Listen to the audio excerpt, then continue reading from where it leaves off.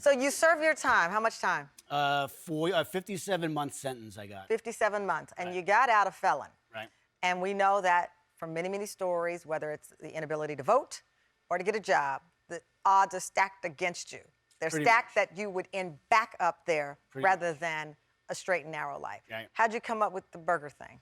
I've always been involved with food. My father and I, we had pizzeria restaurants back in the late 80s when he got out of prison. My father was also a career So criminal. this is generational. This is generational. So you're now trying to beat the odds both generationally Right. and the odds that say you go back to I prison. was always a worker. I hustled on the street, but I always had a job. Yeah. I hustled, I had a job. I always had a work ethic. So you decide, I know food, I've I'm a always worked with felon, food. but how do you get started with the truck?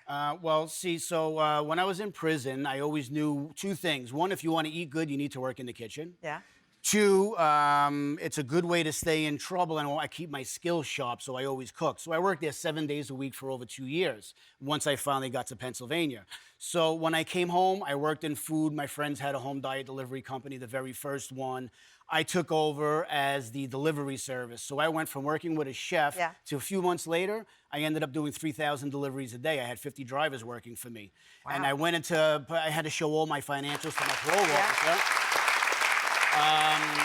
So you're on parole while all this is going on down? parole while all this is Yeah. going down. I have to show my financials. So my financials and my parole officer, I was doing 200,000 a month in sales. My payroll was 30, 40,000 a week. She's like, "Oh, really are a hustler, huh?" I said, "I've always been a hustler."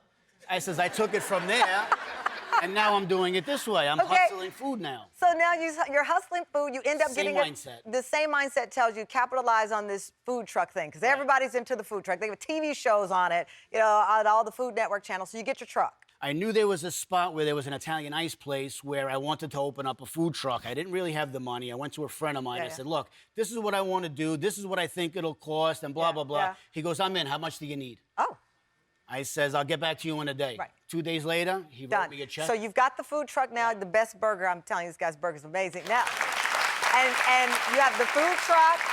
It's hugely successful.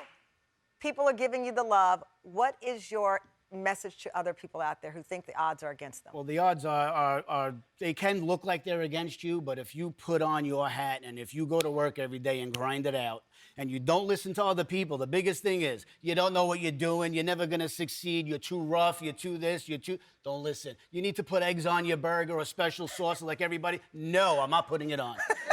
No. You saw my burgers, Yeah. they're simple. Yeah. So my food truck rolled into 3 physical locations Yeah. now.